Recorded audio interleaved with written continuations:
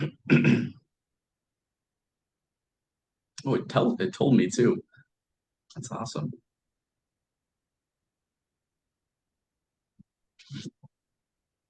Hi, Minnesota. This is Christie Thompson with Christie Legal, divorce and child custody paralegal and mediator. It's time for the weekly Facebook Live event about divorce and child custody. There is more to divorce than the laws. And so today I have with me Caleb Landry. He's a financial advisor. So he's going to tell you folks the financial stuff. We'll start with the legal stuff. So as a reminder, if you have any questions, please put them in the event chat, or you can Facebook message them to me, and you can also text them to me, 651-775-7899. And that goes for questions for Caleb as well. Absolutely. So to give you some legal stuff, well, first thing we do is we value and divide the marital assets. What makes something a marital asset is that it was accrued or purchased during the marriage. So your retirement funds, your investment accounts, your bank accounts, whatever was put into that account during the marriage is a marital asset.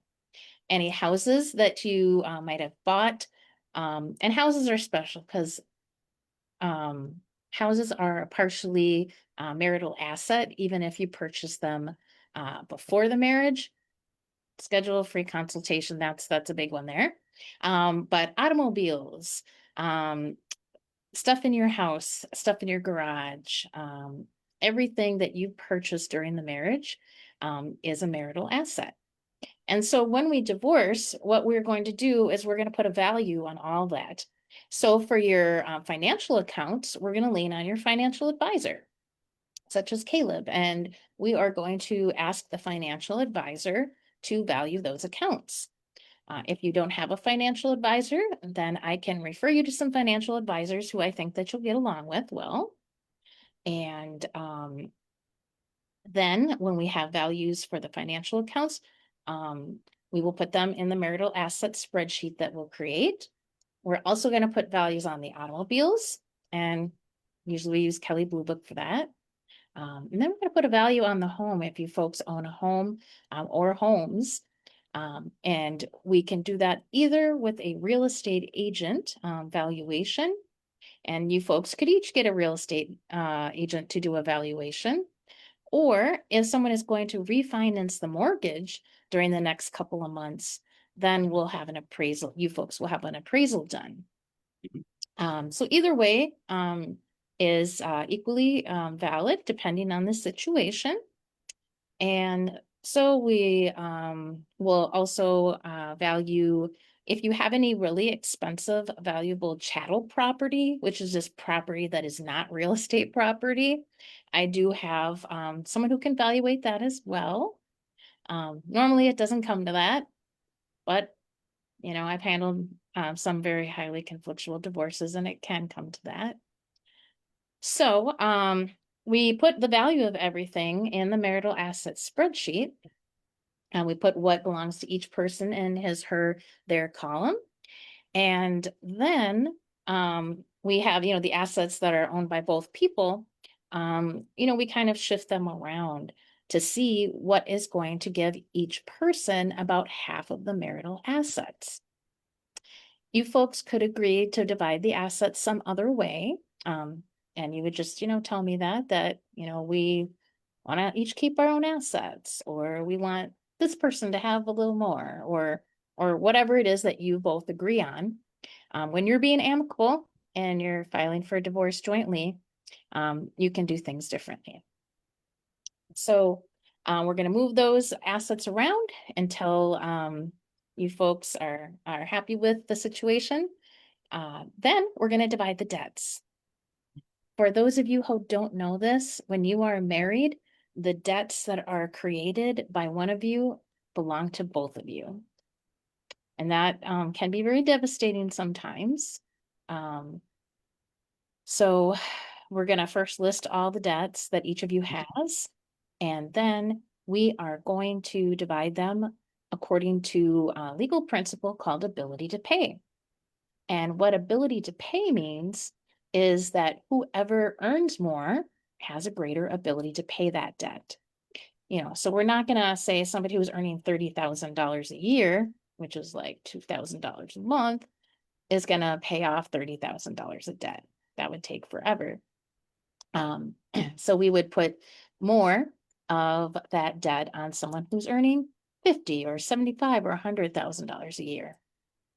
And so we're going to divide those debts. And again, if you folks already agree how to divide the debts, then that is how I will write it up. Now, not everybody has children, but for those of you who have children together, then there are a lot of things that we're going to talk about. We are going to create a parenting time schedule as to where the children will be each and every day, how you guys are going to exchange the children, how medical and dental and mental health and educational and religious decisions are going to be handled. And then little things like, what sports are the kids going to play? Are you both going to remain living within a certain number of miles of the kids' school district? Are the kids going to stay in that school district? Do you guys want to limit their TV time or their computer time or their cell phone time? Just a lot of different things that become problems for parents when co-parenting, when divorced or separated, that I'm going to ask you guys to reach decisions on now, so that if and when the problem comes up, then you guys essentially have an instruction manual for how to handle that problem. And then you don't have to possibly later on hire attorneys and fight about it in court and spend $5,000 to $10,000 deciding what sports the kids are going to play. So, and then also with the children, we're going to use the child support calculator to figure out how much child support's going to be. Or if you folks already have an agreement, then we will just roll with the agreement you guys have about child support. So I am not seeing any questions from anyone. So let's have Caleb take over, and he will tell you all the stuff about financial advising. And so Caleb, first kind of just introduce yourself and, tell us about, what you do, how you do it in general, and the type of people who you like to work best with. And then tell us how you help people when they're divorcing. Thank you. Yeah, of course. Well, thank you, Christy. Yeah, again, as Christy said, my name is Caleb Landry. I'm an independent financial planner. I do comprehensive wealth planning for individuals, families, business owners, folks who've gone through the divorce process. I'd like to say the folks that I typically end up, working with are probably fall in that married range, but I've ran across some individuals who have gone through that divorce process. So I'm happy that Chrissy has pulled me in for this to talk about maybe how I can help on top of Christy during that divorce. As Christy kind of mentioned, valuing those assets. Well, first off, it can feel overwhelming, and there's a huge emotional component to the divorce. It's a major life event, and that's something that I think needs to get recognized. You have folks going through either a marriage or having kids. You have people who are, trying to retire. These are all major life events that require some sort of someone to typically talk to and work through things like that, whether that's Christy or myself or another professional, depending on the situation. And, I think, especially my sense in valuing those those assets, right? It's something that you need to understand the implications and I guess the consequences before, either whether it's changing the nature of an asset, or for example, say one spouse receives a inheritance. Um, does it make sense to have that labeled as as an asset when that comes in when they're married, or a marital asset, excuse me, or does it not make sense, right? And these are things that we need to start to understand now, um, and start to plan for in the future. Um, understanding the taxes, the tax implications, for starting to divide up the assets can make a huge difference. If someone wants to keep the house versus keeping, say, the 401k or the IRA, things like that, those have different tax implications for how they get, whether that's getting received or selling at some point in the future. If one person's income is significantly higher than the others, then of course that means they're going to be paying more taxes on it. That's all in the pre-tax, so it's actually worth less. Does one spouse have enough to even afford to keep the home if that's the path that gets taken? These are kind of the questions that I help answer and walk through when it comes to during the divorce process, because of course there's so much that goes into that. I think there's one thing that specifically I want to talk to was quadros too, which are typically just how assets are being split up during that divorce process. Quadros are specifically, are also known as qualified domestic relations orders, are specifically for employee or qualified employee sponsored retirement plans.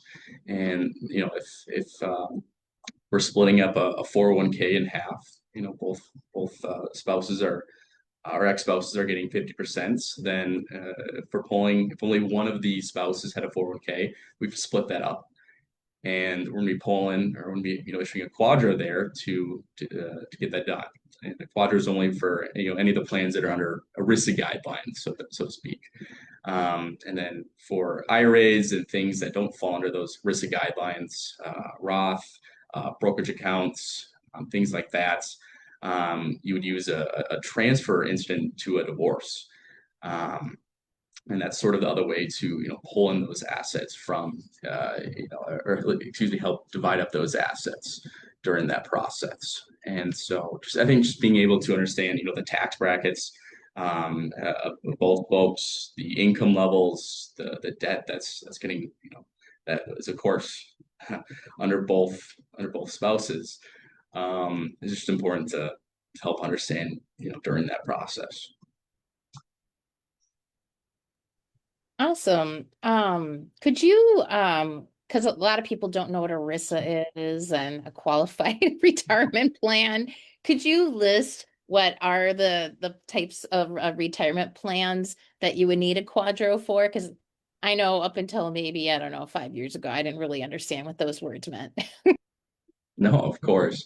No, a quadro or any of those plans that are under risk are typically for those bigger companies that you work for. You have a W-2 employee, or someone who's working for for the government, whether that's a 401k, 403b. They have pensions, things like that. You're just not going to find someone who's a business owner who has a SEP account, or someone has a individual IRA or a Roth IRA, or just has their own brokerage account, or checkings and savings. Those are just they're different things. They're not sponsored by the actual employer, and I think that's the key difference is if you're a W-2 employee. I feel like most, I mean, I guess I haven't ran across too many folks who don't at least know what a 401k is. I've ran across folks who don't know they have one, which is another story for another day. But I think being able to understand, hey, the government has, a key, the government essentially, making these rules, which is ERISA, stating, hey, this is the guidelines for what a retirement account should look like, and that's essentially what ERISA is dictating. It's just that guidelines or rules that employers have to follow. when creating those accounts for those individuals. Awesome.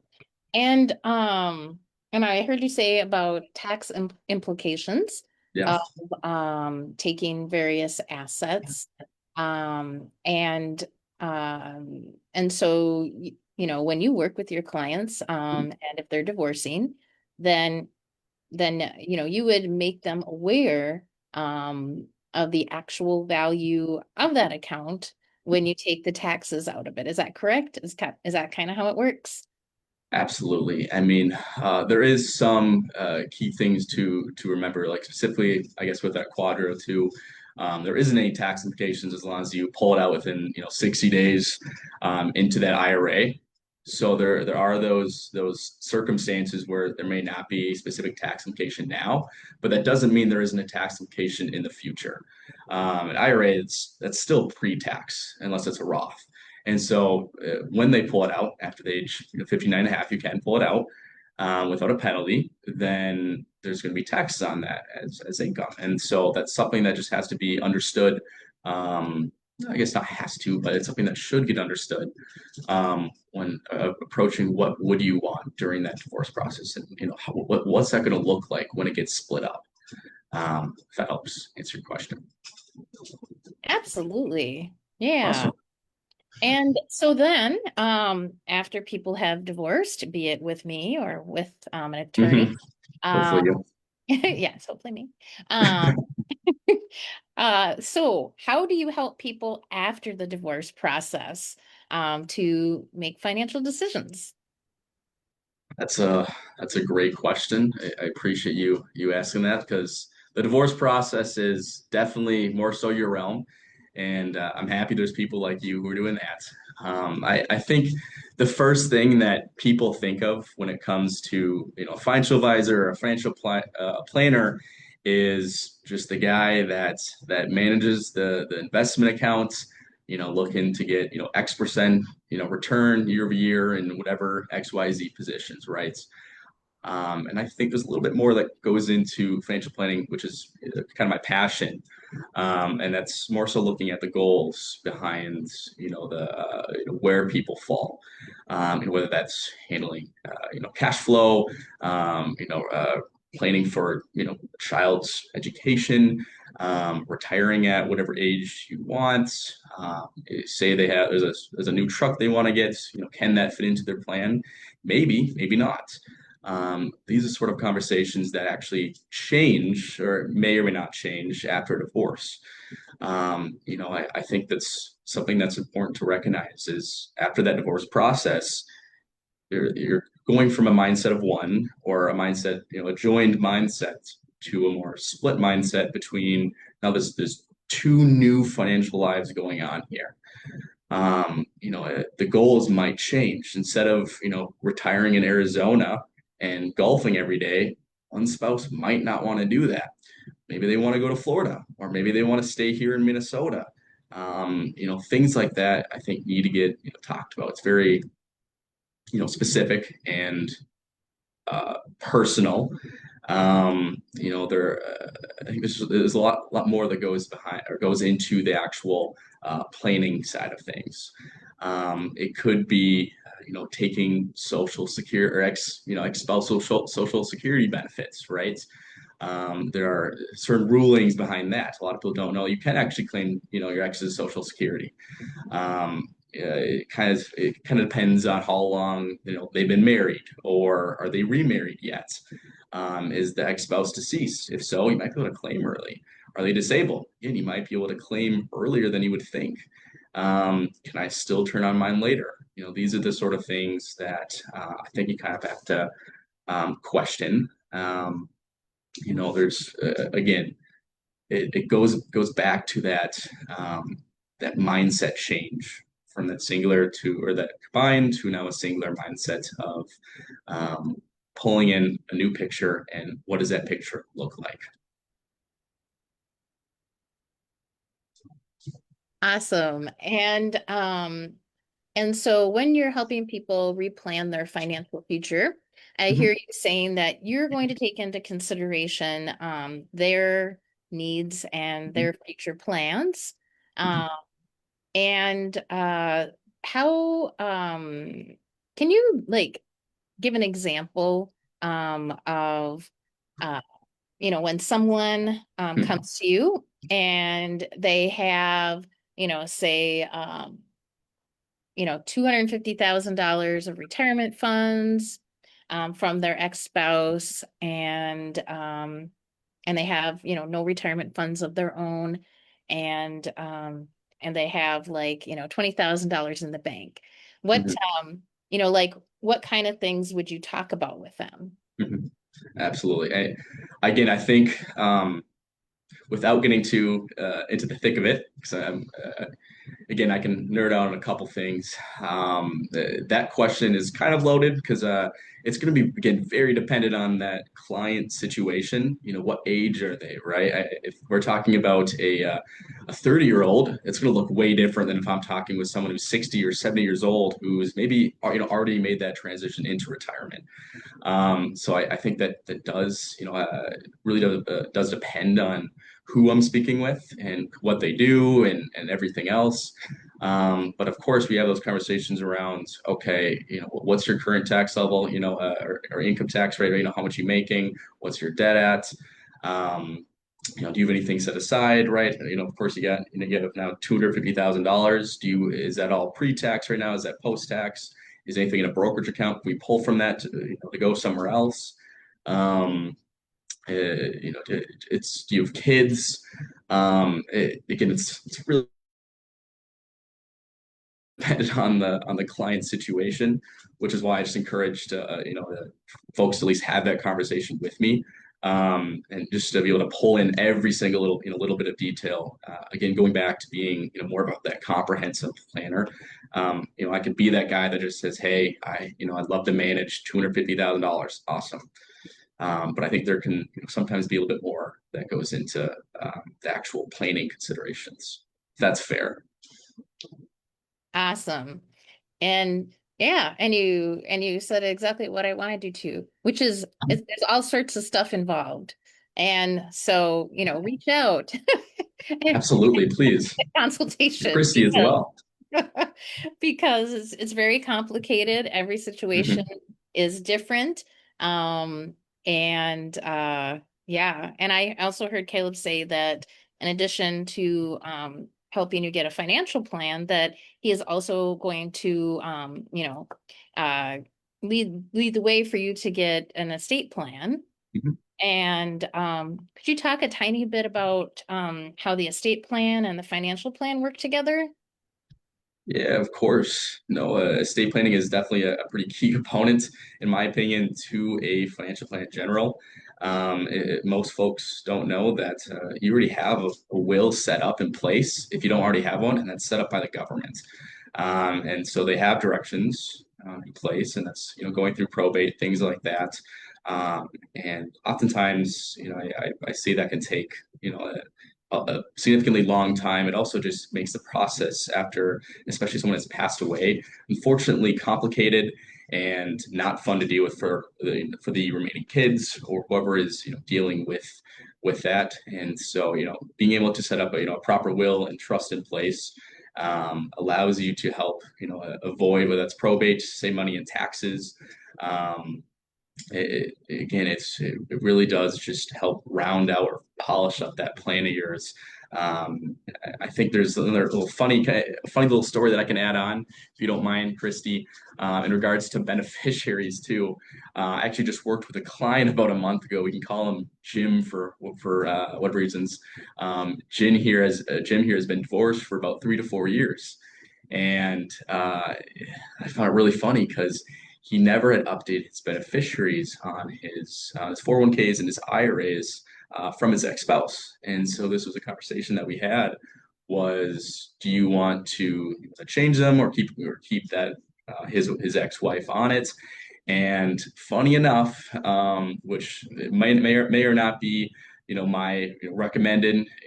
Again, it's not neither here or there for me to place it or to say, but he actually did not. He wanted to remain his wife as the beneficiary because they still had a kid together. The kid was under the age of 18, and so Instead of creating an estate plan or anything like that, he was actually comfortable enough with leaving her on as the beneficiary, which I find to be a little bit more surprising.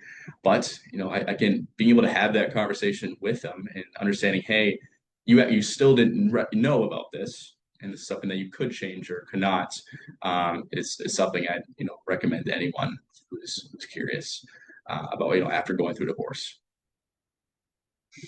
Awesome. Yeah, Mhm. it's the Wild West after your divorce, and so Yeah, yeah. make sure you get financial advice and not from the internet. And it's Mhm. also the Wild West when you're getting divorced. And so make sure that you get help getting divorced, not from the internet and not from your grandma. Things have changed in the last 20 years, or even the last 10 years. Things have changed a lot. Um, last year there were some new spousal maintenance laws. Um, you know, there in the last 10 years, there have been quite a few new child custody laws. So make sure you reach out to Caleb for financial information and myself for legal information. And I am not seeing any questions from anyone. But again, we both offer free consultations, and our contact information is going to be in the video information shortly. So please reach out to us for a free consultation, because that's how we can give you the best assessment of your situation. And we both thank you for your time today, and we hope to hear from you if you do need our help. And I hope that everyone in Minnesota has a great rest of this beautiful, sunny summer day. Thank you, Christy.